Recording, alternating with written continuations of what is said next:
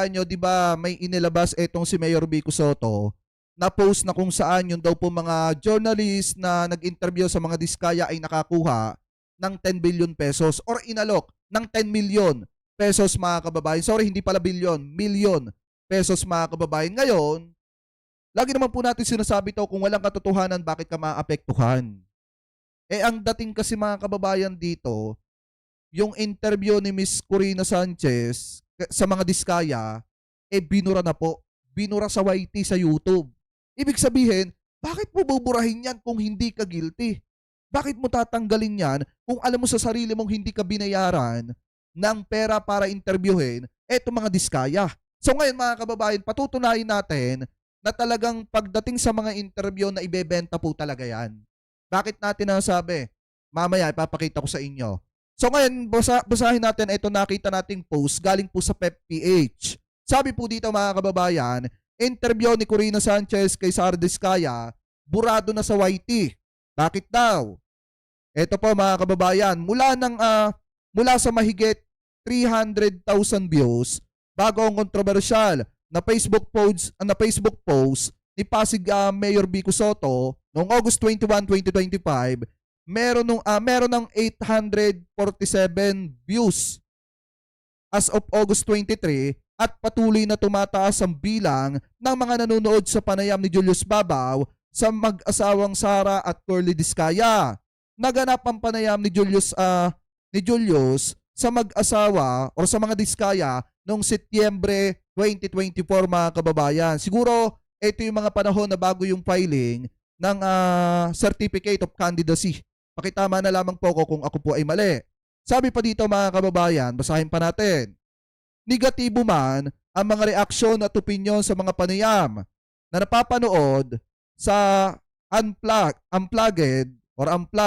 YouTube channel ni Julius at kahit deactivate na ang comment section nito, hindi pa rin mapigilan ang pagpapakita ng interes ng ilan nating mga kababayan.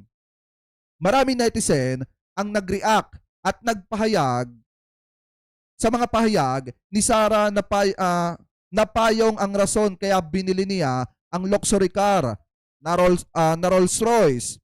Nagkakahalaga ng nasa milyon mga kababayan yung halaga, hanggang umaabot pa nga sa peso mga kababayan ng 26.7 million pesos. Biruin nyo kung gaano kalaki 400,000 mahigit US dollar, $400,000 yung halaga ng sasakyan na yon. So matotal, sa peso, 26.7 million pesos. Ganyan po bumili ng sasakyan ang mga diskaya. Sabi pa dito, ang Rolls Royce na may Hermes orange interior, ang isa sa 40 luxury cars na napakaganda sa parking lot na pagmamay-ari nilang mga gusali. Ipinagmalaki ni Sara na nagustuhan nito ang mamahaling sasakyan dahil natutuwa ako sa payong pero hindi ko pa ginagamit ang payong na ito. Kasi mahal yung payong, yan yung picture ng Rolls Royce. Na kaya ko binili kasi natuwa ako.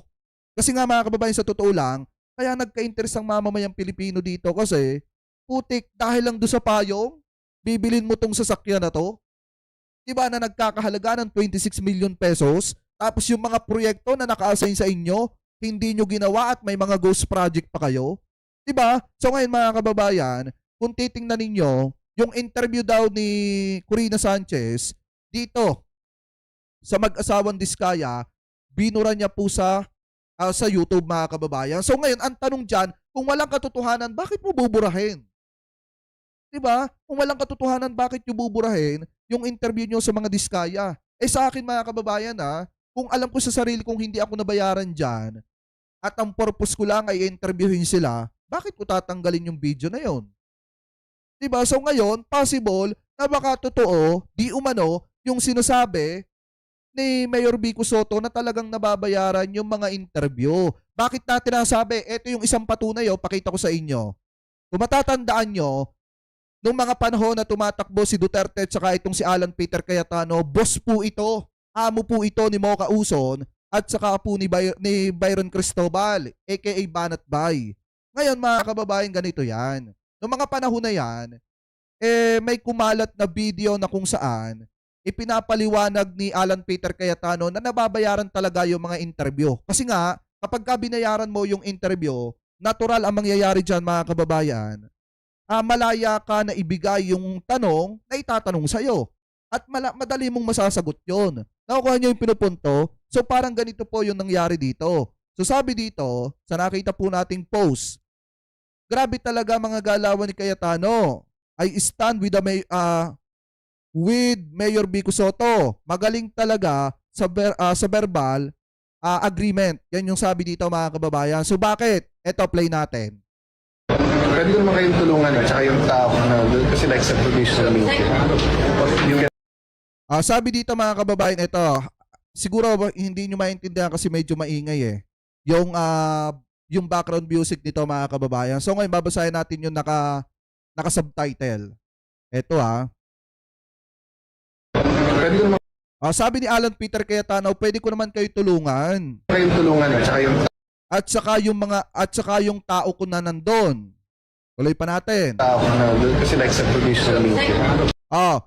Kasi yung traditional media, you can buy. Pwede mong bilhin. 'Di ba? Sinasabi niya dito ni Alan Peter Cayetano, binibigyan niya ng instruction itong si Banat Bay at si Mocha Uson. Ano pala pwede palang bilhin yung traditional media. Kasi nga nabibili mga kababayan yung interview, di umano. So ngayon tuloy pa natin.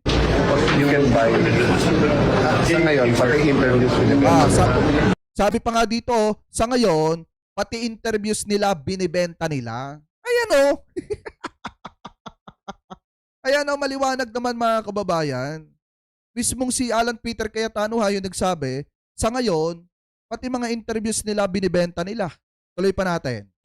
At pag ginenta nila yung interview, sabi dito, at pag binenta nila interview, you can give your own question. Yan ang maliwanag. Sinasabi ni Alan Peter Cayetano, yun daw traditional media, you can buy. At pati daw yung mga interview noon, binibenta daw nila. At pag binenta nila yung interview na yon, malaya kang makapagbigay ng sarili mong tanong.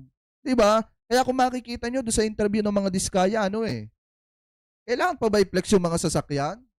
Kailangan pa bang ibulgar yung sarili mo kung saan mo nakuha yung yaman mo?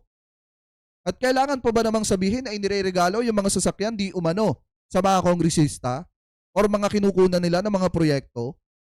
Diba? So ngayon ituloy pa natin. you can give your own questions. So hindi ka matatakot. I'm talking about yung mga police. Pwede ko naman kayong tulungan at saka yung tao na doon kasi like sa provisional meeting. You can buy. Sa ngayon, pati interviews with the government. At pag ginenta nila yung interview, you can give your own questions. So hindi ka matatakot. Sabi pa dito ni Alan Peter Cayetano so hindi ka matatakot. Kasi nga naman ikaw magbibigay ng sarili mong tanong. Okay about yung mga police? So yan isang patunay mga kababayan na totoo yung sinasabi ni Mayor Vico Soto kasi mismong si Alan Peter Cayetano na ang nagsabi na nabibili yung interview ng media. Ano po kaya malaya sila makapagbigay ng sarili po nilang tanong. So ngayon pakinggan natin yung mismong sinasabi ni Mayor Vico Soto kasi sabi dito, yan ang kalakaran sa politika, binasag ni Mayor Vico Soto. Bakit? Pakinggan po natin. Okay lang kung di yung kandidato nila kung paano yumaman. Alam nila. Okay lang kung di nila alam Alam nila kung paano yung kalakaran na ginagawa para makakuha ng malalaking kontrata sa nasyonal na pamahalaan. Na pinakita pa sa kanila yung mga sasakyan na sinabihan sila na ito binibigay namin sa mga congressman. Di ba? Kasi mga kababayan, wag na tayo magtaka kung bakit ang bilis-bilis nakakakuha ng kontrata ng mga diskaya. Kasi biruin nyo kung ang kapalit pala noon mamahaling sasakyan, kung nagbibigay pala sila ng ano ba tawag daw, suhol, di umano, para makakuha ng proyekto galing po sa national government, talagang mananamasa talaga sila sa napakaraming proyekto. Kasi kung may kapalit na mamahaling sasakyan, talagang bibigay. Ano po bibigay yung isang politiko? Ng ibang distrito at mga party list.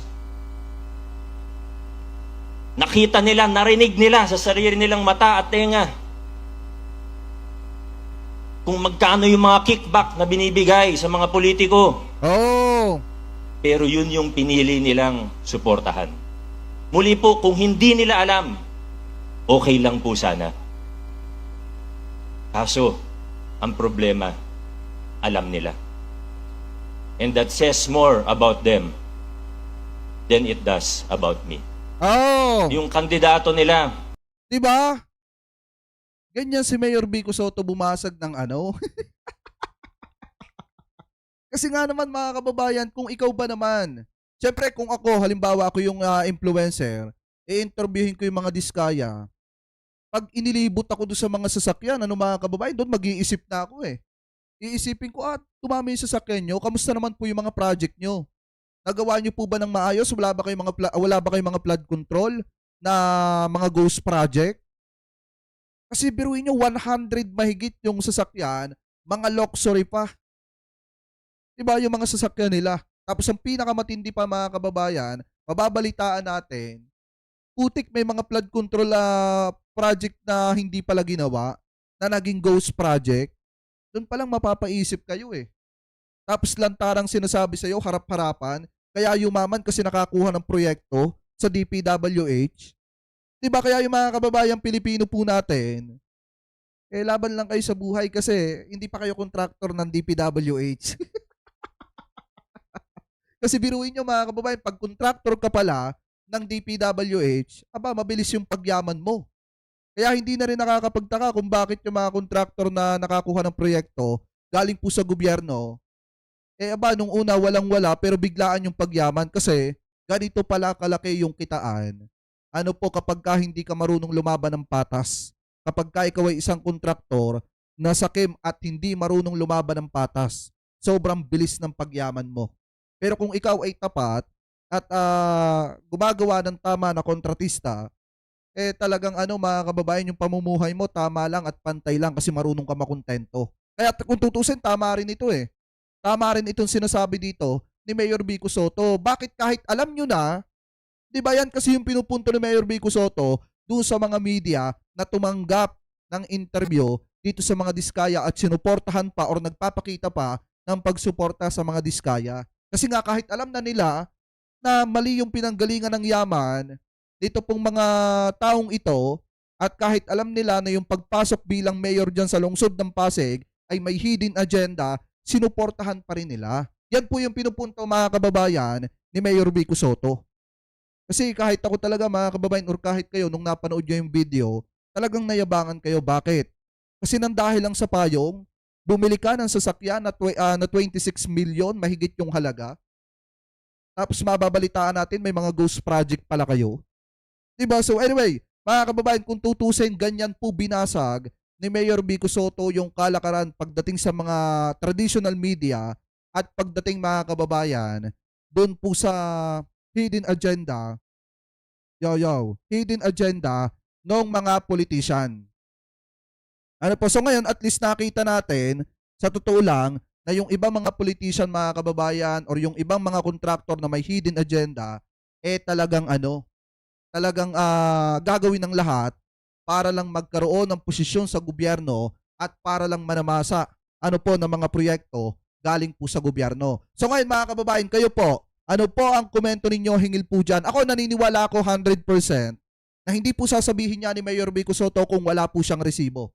Tandaan nyo po yan. Marami nang nasabi si Mayor Vico Soto na talagang napatunayan natin na totoo. Katulad na lamang po ng Miro System na yung joint venture ng Miro System at saka po ng Comelec. Kung hindi po nag-ingay si Mayor Vico Soto, baka lahat ng binapatakbo ng mga DD-shet, baka lahat yan nanalo. Diba? So ngayon, ito yung isang patunay na talagang ako 100% naniniwala ako na tama yung sinasabi ni Mayor Vico Soto dito. Kasi hindi niya sisirain yung kanyang political career dahil lamang po sa isyong yan. Ano po? So kayo, comment below na lamang po kung ano po masasabi nyo hingil po dyan. At ngayon, punta naman po tayo dito naman po sa last topic po natin na kung saan mga kababayan, ayon po dito sa Abante TNT, tunay na tabloidista, tinupad na pangako. Soto ibibigay ang 2 buwang sweldo sa kanyang mga scholar. So eto ito pangako to ni Tito Sen pero tinupad niya. Sabi dito, tulad ng kanyang ipinangako na nagdaang 2025 midterm senatorial election, ipamamahagi ni Senate Minority Leader Vicente Soto III ang 2 buwang sweldo sa kanyang mga scholar. Sa isang pahayag, sinabi ni Soto na natanggap na niya ang kanyang unang 2 sweldo at ibinigay niya ito sa mga nangangailangan ng tulong pinansyal, partikular ang mga estudyanteng hikaos sa buhay subalit gustong maipagpatuloy ang kanilang pag-aaral. Buti nga ito Etong kay Tito Sen, mga kababayan. Buti nga si Tito Sen tinupad yung pangako niya na ibibigay niya yung 2 buwang unang sweldo niya. Samantalang yung 2,000 na pangako ni Marcoleta na libreng kuryente na sana. Hanggang ngayon, wala pa. Diba? Maya-maya, 1 taon na po kayo sa pwesto, hindi nyo pa natutupad yung pangako nyo po. Nasaan na po yung 2,000? Pababa na libreng kuryente na sinasabi nyo. Bakit wala pa rin? Kasi nga mga kababayan, si Tito Sen kasi may isang salita. Eto po kasing si Senator Dante Marcoleta, hindi natin alam kung saan ba papunta yung kanyang ginagawa. Kasi yung kanyang mga ipinangako, mga kababayan, hindi pa po nangyayari. Hindi pa natutupad. Ang lakas pumuna ng 20 pesos na bigas, pero yung kanyang pangako, hindi niya, mga kababayan, magawa-gawa. Ano pa, ituloy pa natin, sabi pa dito, kung makikita niyo, mga kababayan, gaya ng aking ipinangako noong kampanya, ibibigay ko ito sa mga nangangailangan ng pinansyal na tulong, partikular sa larangan ng edukasyon, upang makatulong sa mga estudyanteng hirap sa buhay, sabi ni Soto. Kasama ng aking opisina, sinasala na po namin ang mga aplikasyon ng mga mag-aaral na nagsumite ng kanilang kahilingan, dagdag pa niya. Sa ngayon, ay may isa ng aprobadong scholar si Soto. 5 handa, 5 handa ng sumasailalim sa screening o interview at 12 ang kinukumpleto ang requirement. Para sa mga nais mag-apply para sa scholarship at educational assistant, maaaring sagutin ang link na ito, mga kababayan. So may link pala etong si Tito Soto, mga kababayan, doon sa mga possible na gusto pong mag-apply ng scholar doon po sa kanyang opisina. So ang the bottom line dito, mga kababayan, kasi si Tito Sen nangangako pero tinutupad. Si Marcoleta nangako pero hanggang ngayon hindi natin alam kung ano na ba nangyari doon sa kanyang pangako na yon. Ano na ba ang kinalabasan ng kanyang pangako na yon? Kaya nga kung tutusin, mga kababayan, sa totoo lang, eto po kasi yung eto po kasi yung pinagkaiba ng taong may isang salita sa taong walang salita. Si Tito Sen may isang salita. Kaya nga kung ako ang tatanungin, dapat eto na yung naging Senate President Bakit? Dahil handa niyang panindigan yung pagiging independente ng Senado, mga kababayan, at hindi nakikipartisipasyon sa iba't iba mga politiko. Ibig sabihin, hindi sila nagpapa-under kahit kanino man, hindi katulad ni Chis Escudero. Nakitang-kita nyo naman kung para kanino yung interest niya. Kaya nga para sa akin, sa totoo lang, mga kababayan, sayang lang hindi naging Senate President etong si Tito Sen. Alam nyo, napakaganda ng mga pangalan ng mga Soto pagdating po sa pagiging isang public servant. Kasi sa totoo lang, lahat ng binitawang salita ni Tito Sen, unti-unti na niyang natutupad. Katulad na lamang nitong pagbibigay niya ng kanyang sahod para po tulungan yung mga kababayang Pilipino po natin na hikaw sa buhay at yung mga bata na gustong makapagtapos. Dito pa lang makikita nyo, mga kababayan, kung gaano kabuti at kabait ang puso ng mga Soto at kung yung pagiging public servant nila, mga kababayan, talagang nag-uumapaw pagdating sa pagtulong sa mga kababayang Pilipino po natin. So yan yung isang bagay kung bakit sinasabi ko diyan sa title natin na napahiya po ng matindi etong si Rodante Marcoleta. Kasi yung 2,000 pababa ni Rodante Marcoleta na libreng kuryente, hindi niya po nagagawa. Samantalang si Tito Sen, yung ipinangako niya nung panahon ng eleksyon, nagawa na po niya at patuloy pa po niyang gagawin. Ano po? So kayo, mga kababayan, kung kayo po ang tatanungin, ano po masasabi nyo? Hingil po dito, mga kababayan, sa mga topic na yan na tinalakay po natin. Ano po ang komento ninyo? Hingil po dito, mga kababayan, sa ginawa ni Tito Sen na kung saan tinupad niya yung kanyang pangako na yung 2 buwang unang sweldo niya po ay ibibigay niya doon sa kanyang mga scholar at ngayon ay nangyari na po. So comment below na lamang po kung ano po ang komento ninyo hinggil po dito sa mga topic na ito na tinalakay po natin. At